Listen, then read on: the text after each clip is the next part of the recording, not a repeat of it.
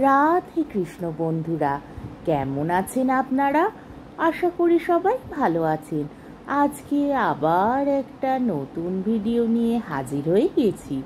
ভিডিওটি শেষ অবধি দেখার অনুরোধ রইল। আজকের গল্প নরেন্দ্রনাথ মিত্রের অবতরণিকা। আজকে গল্পের তৃতীয় পর্ব। পরদিন শ্বশুর খেলেন না, শাশুড়ি খেলেন না। বেলা 9টা বাজতে না বাজতে স্বামীর পাতে খেতে বসতে নিজেরও যেন বাঁধো বাঁধো লাগলো আরতি। সরোজিনী গম্ভীর মুখে পরিবেশন করে গেলেন। অর্ধেকের বেশি ভাত পড়ে রইল পাতে। সাধারণত রঙিন বেশবাসী আরতির পছন্দ, কিন্তু সেদিন পড়ল ফিতে পেরে সাদা খোলের শান্তিপুরি। গায়ে সাদা ব্লাউজের হাতায় সামান্য একটু এমব্রয়ডারির ছোঁয়া, গয়নার মধ্যে দুগাছা করে চুড়ি আর গলায় সরু হার। মুখে প্রসাদনের ক্ষীণ আবাস আছে কি নেই। খাওয়ার পরে একটা পান ছাড়া আরতির চলে না, কিন্তু আর শুধু মুখে তুলল এক টুকরো সুপারির কুচি। পান খেয়ে অফিসে বেরোনো শোভন নয়। তাতে ঠোঁট দুটো লাল হয় ঠিকই, কিন্তু দাঁতের কুন্দ শুভ্রতা অক্ষুণ্ণ থাকে না। 13 বছরের ননদ নীলা এসে কানে কানে বলল, বৌদি, আজ কিন্তু তোমাকে ভারী সুন্দর দেখাচ্ছে। প্রথমে একটু লজ্জিত হলো আরতি, তারপর সস্নেহে তার গাল টিপে দিল। নিন্দুক কোথাকার, অন্যদিন বুঝি খুব কুৎসিত দেখায়। কিন্তু বাসা থেকে বেরোবার মুখে আর এক ফাঁসাদ বাঁধল। 1 বছরের ছেলে বাবলু তার ছোট পিসির কোল থেকে বারবার ঝাঁপিয়ে পড়ছে মার কাছে যাবে। এদিকে 3 বছরের মেয়ে মন্দিরা এসে আরতির শাড়ির খুঁট মুঠির মধ্যে চেপে ধরেছে। আমি চাকরি করতে যাব মা, আমাকে নিয়ে যাও। আরতি মুখ ফিরিয়ে গোপন করলো ছলছল চোখ, তারপর ফের মেয়ের দিকে তাকিয়ে সস্নেহে হাসলো। যেও, তোমার চাকরি ঠিক হোক আগে, তারপর যেও। কিন্তু মন্দিরা এখনই যাবে, তার চাকরি ঠিক হয়ে গেছে, আজই তার জয়েন করা চাই। প্রিয় গোপাল বাসা থেকে বেরিয়ে গেছেন, কিন্তু সরোজিনী ঘর থেকে বেরোলেন না। জেদ করেই ধরলেন না নাতি নাতনিকে। বললেন, কেন চাকরি করতে যেতে পারে, ছেলে মেয়েদের ব্যবস্থা করে যেতে পারে না? ঝি চাকর রেখে যাক, ছেলে মেয়ে আগলাবে, আমি কারোর ছেলে মেয়ে রাখতে পারবো না। দুঃখে অভিমানে চোখ সরোজিনীরও ছলছল করে উঠল। আশা করে বিয়ে দিয়েছিলাম ভোম্বলকে, খুব সুখ হলো আমার। দাদার ধমক খেয়ে নীলা আর নন্তু সন্তুই জোর করে সরিয়ে নিয়ে গেল মন্দিরা আর বাবলুকে। গলি ছাড়িয়ে বড় রাস্তা পর্যন্ত মেয়ে ছেলের কান্না ভেসে আসতে লাগলো। স্বামীর সঙ্গে ট্রামে উঠে পাশাপাশি বসেও সেই কান্নার শব্দই বাজতে লাগলো আরতির কানে। সুব্রত বলল, ব্যাপার কি? বারবার বাইরের দিকে কি দেখছো অমন করে? আরতি কুণ্ঠিত কাতস্বরে বলল, মনটা ভারী খারাপ লাগছে। অমনিতে ওরা তো আমার কাছে মোটেই ঘেঁষে না। ঠাকুরদা ঠাকুরমা কাকা পিসি এদের কোলে পিঠেই থাকে, কিন্তু আজ দেখলে তো কাণ্ড। সুব্রত ঠোঁটে সিগারেট চেপে সংক্ষেপে জবাব দিল, দেখলাম। আরতি আর্দ্রস্বরে বলল, আজ সারাদিনে ওরা দুজনে বোধহয় কাঁদবে।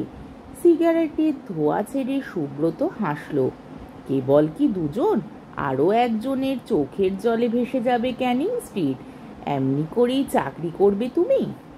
কিন্তু 2 সপ্তাহ যেতে না যেতেই আরতি সুব্রতকে দেখিয়ে দিল সত্যি কি করে চাকরি করতে হয়।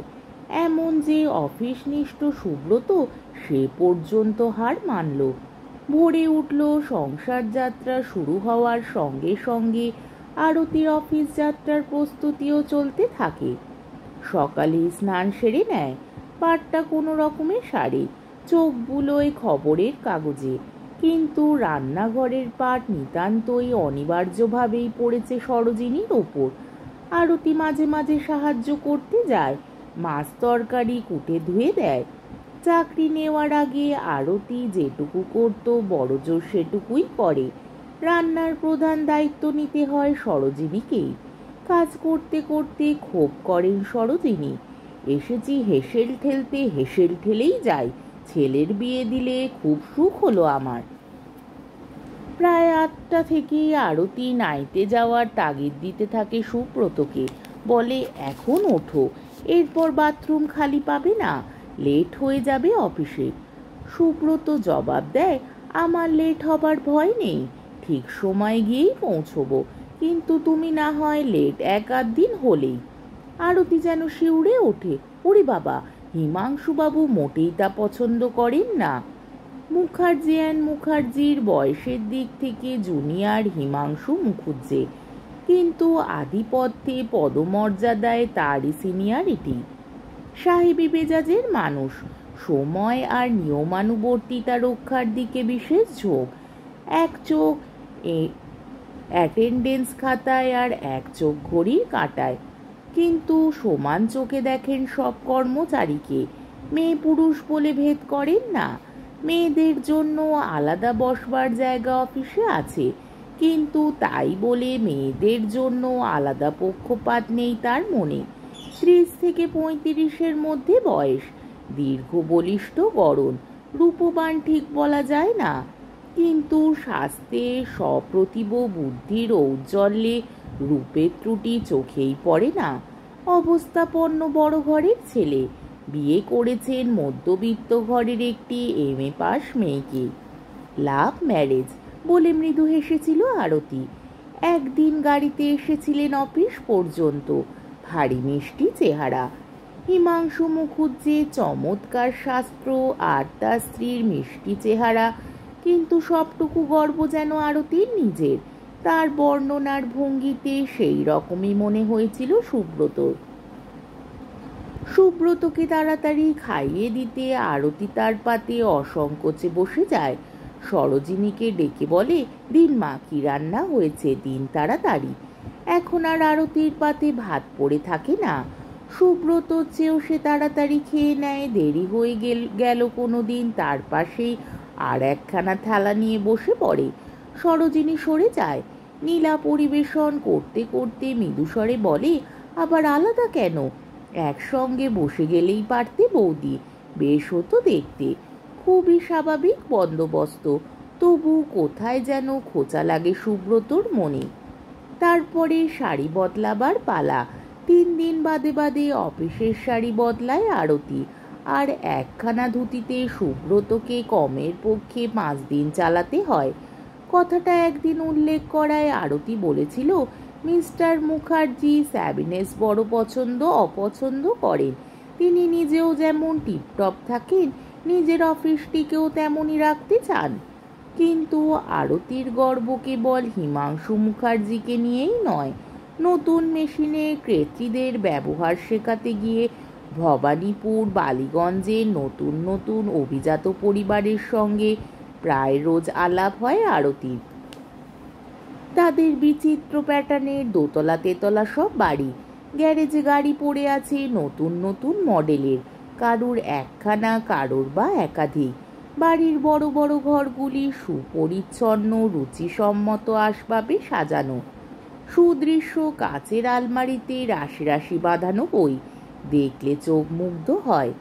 মেয়েরা প্রায় সবই রূপবতী, শিক্ষায় শালীনতায় মধুর স্বভাবা। আরতি যেখানেই যায় আদর আপ্যায়ন খাতির যত্ন পায়। একদিন গিয়েছিল চিত্তরঞ্জন অ্যাভিনিউতে এক মারোয়ারির বাড়ি। সে বাড়ির একটি সুন্দরী বউ নিয়েছে আরতিদের মেশিন। কেবল বউটি সুন্দরী নয়, তার স্বামীও রূপবান। 25-26 বছর বয়স। মারোয়ারি হলে হবে কি, ভুঁড়ি নেই। আলাপ ব্যবহারে ভারী সৃজন। আসবার সময় তিনি সস্ত্রীক গাড়ি নিয়ে বেরোলেন, আরতিকেও না তুলে ছাড়লেন না। সুব্রত ভ্রু কুঁচকে জিজ্ঞাসা করেছিল, তুমি উঠতে গেলে কেন তাদের গাড়িতে? আরতি জবাব দিয়েছে, বারে তাতে কি হয়েছে? ভদ্রলোক অত করে বললেন, তাছাড়া তার স্ত্রীও তো সঙ্গে ছিলেন, দোষ কি? মারোয়ারি ভদ্রলোকের খুব কৌতূহল। আরতিদের বাড়ি আর অফিস সম্বন্ধে অনেক কথা তিনি জিজ্ঞাসা করেছিলেন। তার সঙ্গে কথাবার্তা অবশ্য ইংরাজিতেই হচ্ছিল। তার স্ত্রী ইংরাজি জানেন না।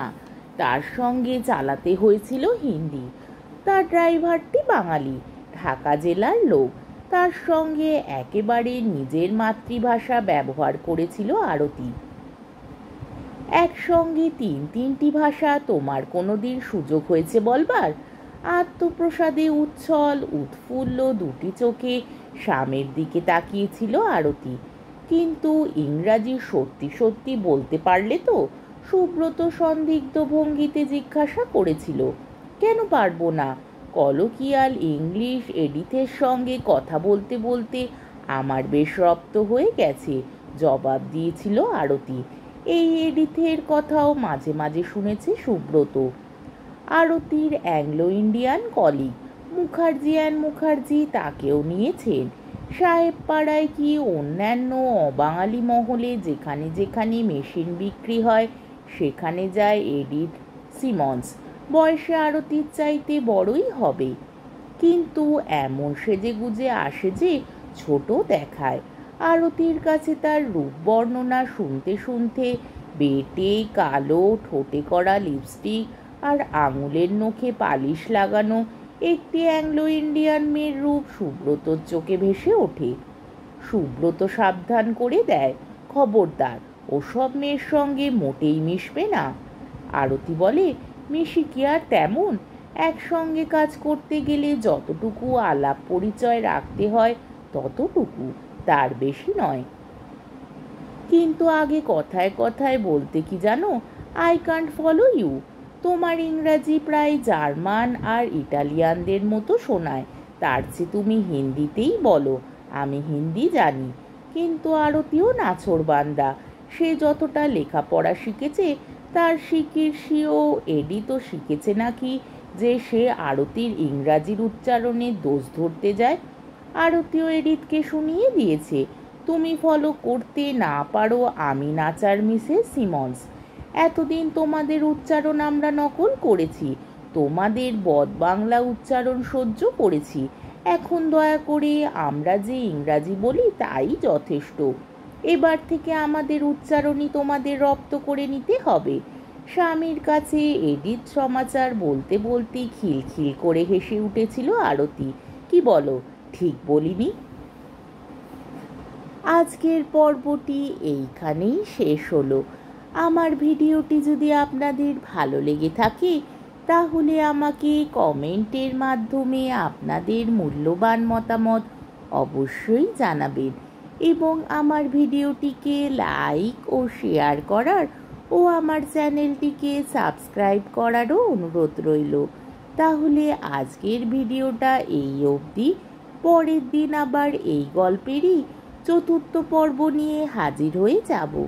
ততক্ষণ পর্যন্ত আপনারা সবাই ভালো থাকবেন, সুস্থ থাকবেন, সাবধানে থাকবেন এবং আমার ভিডিওটি দেখতে থাকবেন। তাহলে আজকে আসি। রাধে কৃষ্ণ।